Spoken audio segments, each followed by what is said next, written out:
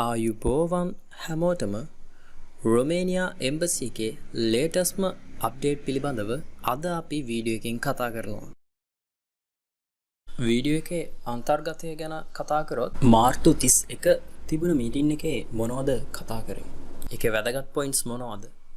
එතකොට මේ දවස්වල යන SC numbers මොනවද? කන්සියුලර්ස්ලා කී දෙනෙක් මේ වෙද්දි එම්බසි එකේ වැඩ කරනවද?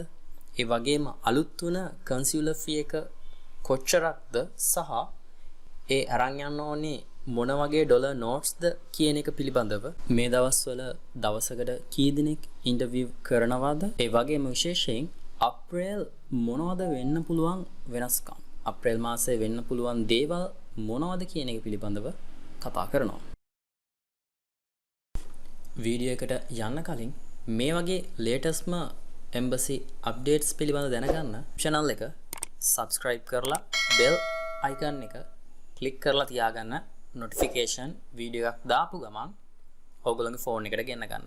ඒ වගේම description එකේ තියෙනවා එම්බසි අප්ඩේට් පිළිබඳව WhatsApp group එක සහ Facebook group එක.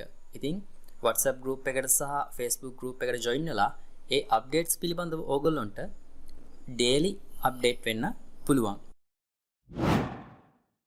මුලින්ම අපි බලමු මාර්තු 21 තිබුණ එම්බසි මීටින් එකේ මොනවද කතා කරේ කියලා. ඉතින් මූලික වශයෙන් කරුණු කිහිපයක් කතා කරා.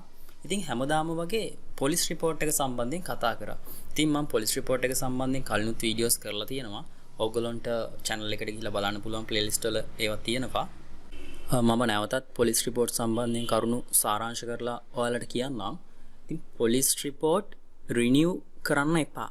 අලුත් පොලිස් රිපෝට් එකක් විදිහට ගෙනියන්න. පොලිස් රිපෝට් නැත්නම් පොලිස් ක්ලියරන්ස් සර්ටිෆිකේට් ගත්තාම ප්‍රධාන මාතෘකා දෙකක් ගැන අපි කතා කරනවානේ.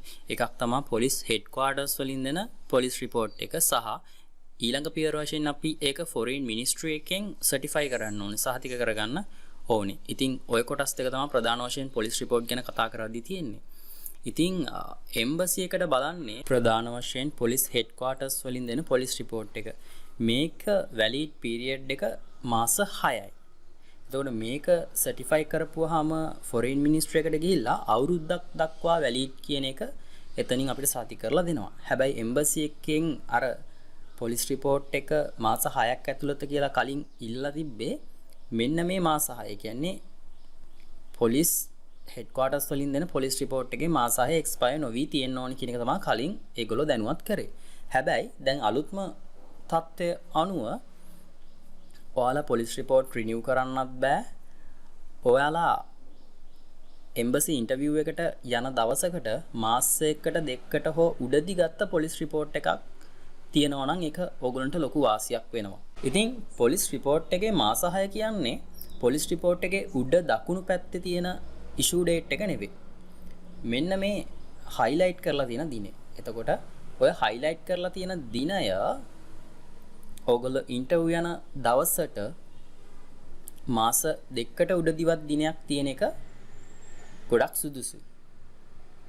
මේ මීටින් එකේ කතා කරපු ඊළඟ වැදගත්ම දේ තමයි travel insurance එක පිළිබඳව. ඉතින් කලින් අපි නම් කියන්නේ travel insurance එක ඉන්ටර්විව් එකට යන දවසේ ඉඳන් දින 180ක් ඉස්සරහට තියාගන්න කියලා. හැබැයි දැන් එම්බසි එකෙන් කියන්නේ ඔයාලා ඉන්ටර්විව් යන දවසේ ඉඳන් දවස් 20ක් හෝ මාසයක් ඉස්සරහට තියලා එතන ඉඳන් දින 180ක් travel insurance එක දාගන්න කියන එක. තවත් පැහැදිලි කරොත් හිතන්න ඔයාලා ඉන්ටර්විව් එකට යන්නේ අප්‍රේල් 10 වෙනිදා කියලා. අප්‍රේල් 10 වෙනිදා තමයි ඉන්ටර්විව් ෆේස් කරන්නේ. එතකොට ඕගොල්ලන්ගේ travel insurance එකේ ඩේට් එක අඩුම අප්‍රේල් 30වත් පටන් ගන්න ඕනේ. අප්‍රේල් 10 යනවා නම් travel insurance එකේ ඩේට් එක දාන්න ඕනේ අප්‍රේල් 30 ඉඳන් දවස් 180ක් ඉස්සරහට. සාමාන්‍යයෙන් අපි එහෙම ගත්තොත් ඕගොල්ලන්ට මේ පේනවා වගේ අප්‍රේල් 30 දැම්මොත් දවස් 180 ඔක්තෝබර් මාසේ 26 වෙද්දි සම්පූර්ණ වෙනවා.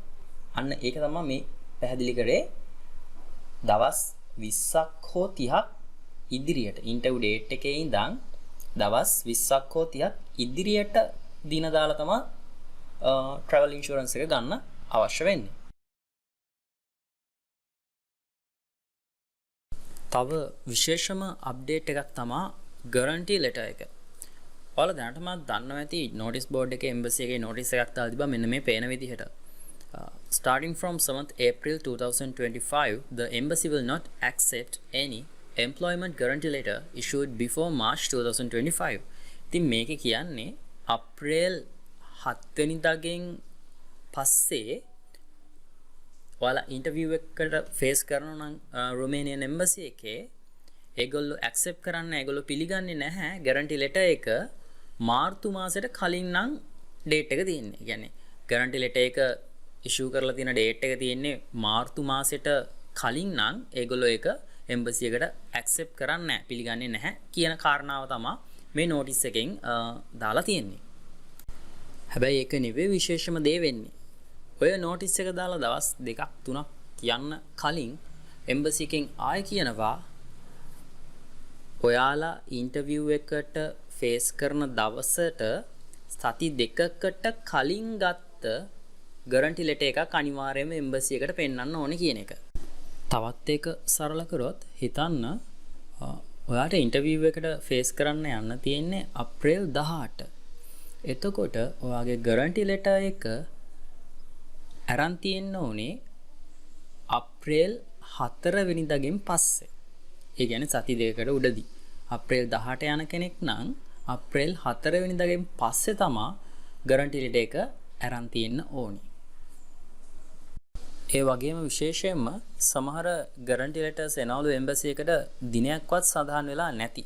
ඉතින් ගැරන්ටි ලෙටර් එකේ තිබිය යුතු දින, ඒ වගේම ස්ටෑම්ප්ස්, සිග්නේචර්ස්, අත්සන් හැම එකක්ම ඒ විදිහටම ගැරන්ටි ලෙටර් එකේ තියෙන්න ඕනේ.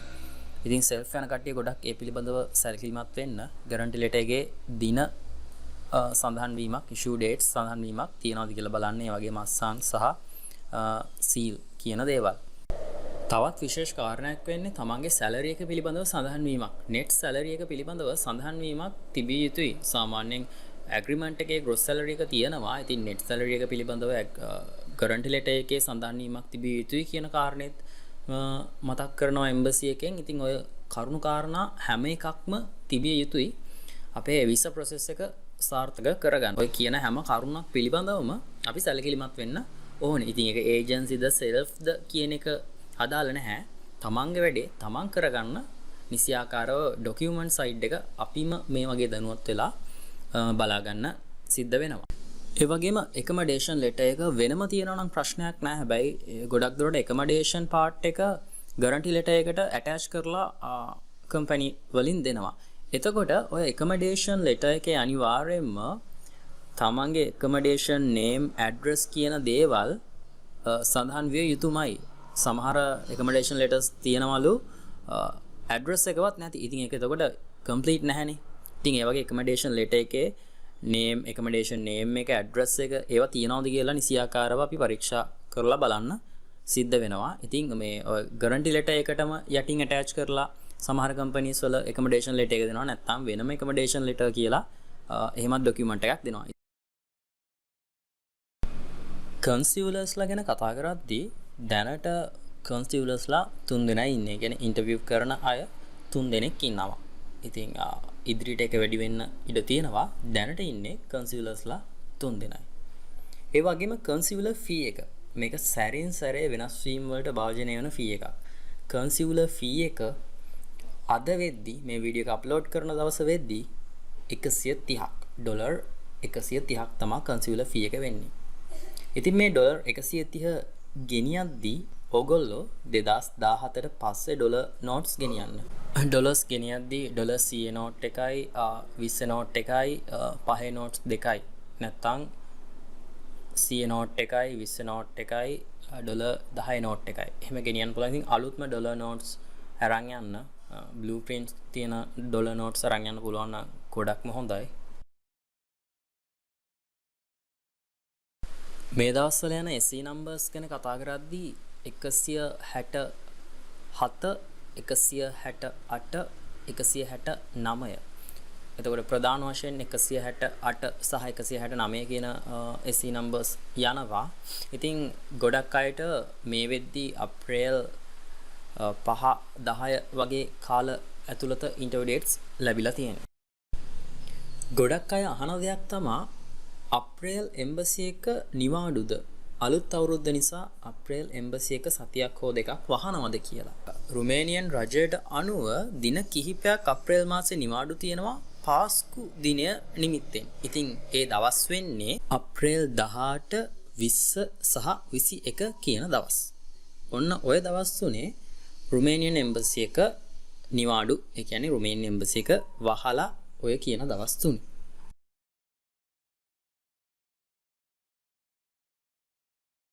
ගොඩක් අය බලාගෙන ඉන්නේ අප්‍රේල් මාසේ මොකද වෙන්නේ කියන එක පිළිබඳව.